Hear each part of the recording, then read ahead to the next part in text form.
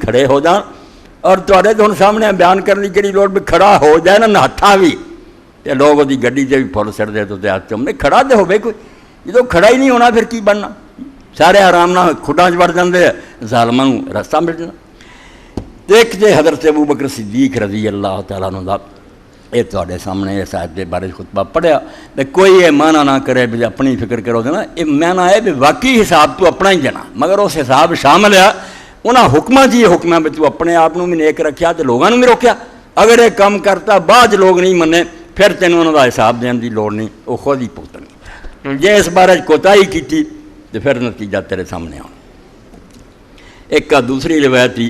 اگرچہ تمہیں غیر متعلق نظر آؤ گے میں خطبہ سارا جڑیا نہیں ہے جڑیا ہی مگر ایک سمجھدار سمجھ سکے اے سمجھو 943 نمبر ہے صفحہ 449 یہ پہلی جلد ہے مسند ابی اعلی الموصلی تو لکھ دے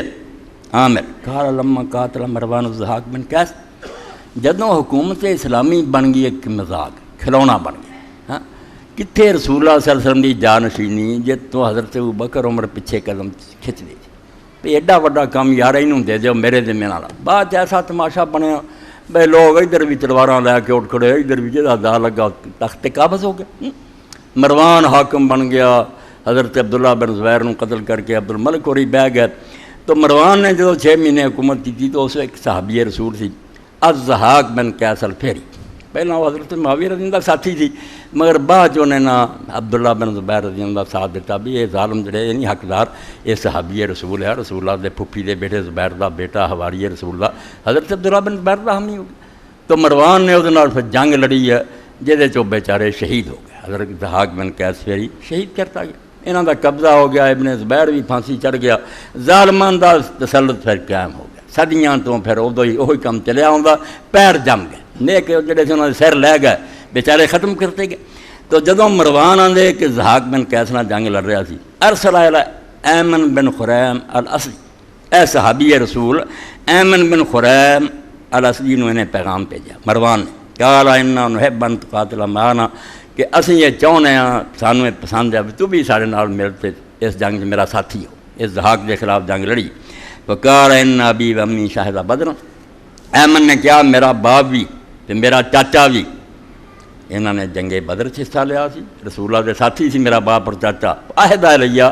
او مینوں یہ دونوں ہدایت کر کے گیا سی اللہ قاتل احد یشہد اللہ الہ اللہ کہ جہاں بندہ اشہد اللہ الہ اللہ پڑھدا ہوئے او دے خلاف جنگ نہ کری مسلمان قتل نہ کری اے انہاں دوواں دی ہدایت سی مینوں اے ہن بھی ضرورت ہے کہ پورا عالم اسلام یہ روایت دماغ چ بٹھائے